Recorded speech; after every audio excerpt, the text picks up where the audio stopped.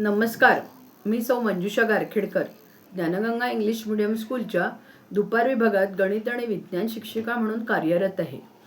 आज मी हसवणूक या पु ल देशपांडे यांच्या पुस्तकातील बिगरी ते मॅट्रिक या प्रकरणाचे अभिवाचन करणार आहे. लहानपणी मला भिकबाळी होती, जरीची टोपी होती, परंपरेने चालत आलेला मखमलीचा सूट होता.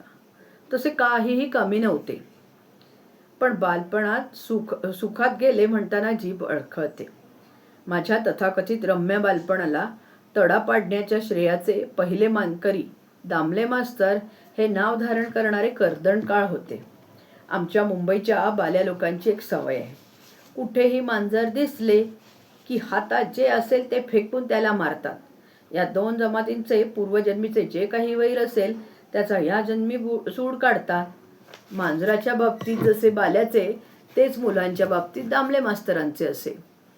ह्या विभूतीचे चित्र भरपूर हिरवा रंग हाताशी ठेवल्याखेरीज काढणे अशक्य आहे.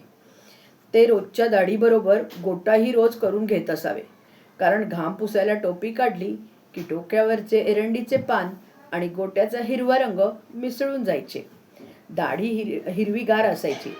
डोळे इतके हिरवे होते की पुढे नानांचे हिरवे डोळे या नावाची ओळ पाठ करताना माझ्या पुढे दामले मास्तरच उभे राहायचे.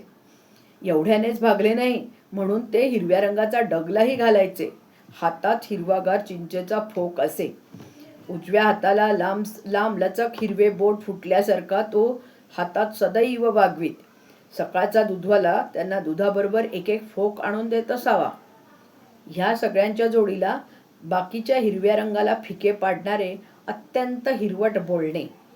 आपल्या ताब्यात 4 घरची पोरे ही केवळ चिंचेच्या फोकाने फोडून काढण्यासाठीच पाठवण्यात येतात असे त्यांनी शिक्षकाचा पेशा स्वीकारला त्याच दिवशी ठरवले असावे. हा गुरु पहिली 4 वर्षे अनिष्ट होऊन माझ्या राशीला आला होता. त्या काळात प्रत्येक वर्गाला स्वतंत्र खोली आणि स्वतंत्र मास्तर अशी चैन परवडत नसे. 5व्या जॉर्ज बादशहाच्या कडक पहाऱ्याखाली एका तबलेवजा जागेत शाळा भरे. एका वर्गाला 2 बाकडी पुरत. भिंतीवरच बिगर इयत्ता, पहिली, दुसरी अशा पाट्या असत. फक्त 4थीच्या वर्गाला स्वतंत्र ओसरी असे आणि निराळे मास्तर. 3 वर्ग दामले मास्तरच हाकीत आणि बिगारी हा वर्ग मानला तर 4. दामले मास्तर चौफेर शिकवीत. एका तोंडाने दुसरीला हिशेब. हाताने पहिलीतल्या मुलाच्या विद्यार्थ्याने केवळ शिक्षाच करण्यासाठी निर्माण केलेल्या भागावरून चिंचेचा फोक उठवण्याचे कार्य. तिसरीला शुद्ध लेखन. तेवढ्यात एखाद्या मुलाने धरलेले अंगठे सोडले की पाकताय हा वाशा आणि मधूनच तपकीर ओढणे. ह्या क्रिया जोडीने चालत. त्या तबेल्यातल्या गरीब प्रजेवर एखाद्या सुलतानासारखे ते राज्य करीत. त्यांच्या बोलण्यातला कुठला भाग कुठल्या वर्गासाठी आहे हे आम्हाला शोधून काढावे लागे. एका हौदाला हणम्या सोडून काढीन. 2 तोट्या आहेत. त्यातली ज्या बापानं दीर्घ काढली होती का तिखटातली ती 100 वेळा लिही तिखट. एका तोटीतून जन्या पुढे ये, कर हात पुढे. तुम्ही पाट्या पाडा रे. गोंद्या कांधार त्याचा. पाणी सोडले तर 2 तास. कावळे परकरातून काय खातीयेस? 35 मिनिटे. तो गाढव बघ त्या डुकराशी बोलतोय. पाहताय हा मी पाहताय. 20 सेकंदात रिकामा होतो. दुसरा नळ सोडला तर ए रेड्या उभा राहा बाकावर. नाडी काय चौकतोय? बाप उपाशी घालतोय का तुझा? तर 2 तास 45 मिनिटे. हे शुद्धलेखन काढलंयस का? घाण करून ठेवली आहे पाटीवर. पुन्हा काढ. आज वागळ्याचा विन्या नाही करे आला. चुप. काही नको जायला त्याच्या घरी आणायला. उठले सगळे मर्तिकाला निघाल्यासारखे आणि 10 सेकंदात भरतो. या सगळ्या गुंत्यातून गणित घेणारा वर्ग गणित टिपून घेई. रेड्याला नेमके आपल्याला हाक मारल्याचे कळे. हात पुढे करण्याचे समन्स आलेला आरोपी ते हातावर बजावून काखेत हात घालून जाईल. कुणी अंगठे धरले आहेत, कुणी 2-5 जण बाकावर उभे आहेत, कुणाला भिंतीकडे तोंड करून उभे केले आहे, कुणी माराने कळवळून रडतो आहे आणि बाकीची प्रजा भेदरलेल्या डोळ्यांनी या सुलतानाचे हुकूम पाळीत घंटेची वाट बघत बसली आहे.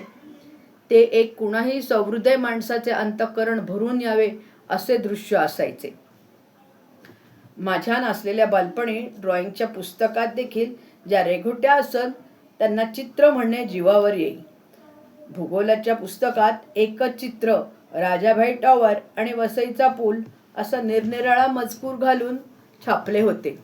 राजाभाई टॉवरचे चित्र आडवे छापून त्याच्या खाली वसईचा पूल असे लिहिले होते हे मला फारच उशिरा कळले. ह्या गणिताच्या पुस्तकात चित्रे पाहून मला ते गोखल्यांचे अंकगणित आठवले आणि भडभडून आले. गोखल्यांच्या गणिताला बाळे लीलावती, तुझ्यासाठी मी कर्णभूषणे आणली यासारख्या वात्सल्यपूर्ण मजकूर वगळला तर बाकी सारे पुस्तक फुटके आणि गळके हौद, पाली, ब आणि क नामक मजूर या दुर्गंधीनेच भरलेले असायचे. हे चित्रमय गणित पाहून मला तर धक्काच बसला.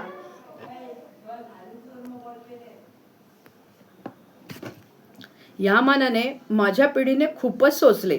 या नव्या चित्रमय गणितातील गणित तरी किती गोड शब्दात घातले आहे. बाळांनो, आमच्या वेळी हा शब्द शाळेत मोठ्याने उच्चारायची शाळा खात्याने मास्तरांना बंदी केली होती. आम्हाला बाळपण नव्हतेच. कार्ट्या एवढंच आम्हाला ऐकवलं जायचं. तर तुम्हाला चॉकलेट आवडते ना? अरविंदाच्या वाढदिवसाला त्याच्या आईने 100 चॉकलेटे आणली होती. गोड गोड चॉकलेटे, सुंदर सुंदर चॉकलेटे. तुम्ही चांद्या जमवता ना? त्यात बांधलेली. किती? 100. त्याच्या पुढचा मजकूर तर मला वाचवेच ना. पुढले गणित वाचताना मला हुंदका आला. तर बाळ या शब्दाप्रमाणे वाढदिवस हाही शब्द आमच्या कालीत मराठीत नव्हता. नवीन वर्ष लागल्याची घोषणा, घोडा 9 वर्षाचा झाला तरी लोळतोय बघा कसा गाढवासारखा, अशा शब्दात होई. गाढवाचे लाथ मारण्याचे हक्क घोषणा करणाऱ्याच्या स्वाधीन असत. जिथे वाढदिवसच नाही तिथे चॉकलेट कुठले? आम्ही क्वचित खाल्ल्या त्या चाक्या आणि जेम्स नावाच्या साहेबाने खास हिंदी पोरांच्या पोटात चिकटा धरावा या उद्देशाने काढलेली बटन बिस्कुटे.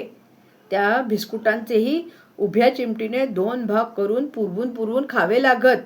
आपली वाढदिवसाची प्रेमळ गणिते माझ्या बालपणी असती तर भारताला आणखी एका भास्कराचार्याला का मुकावे लागले असते.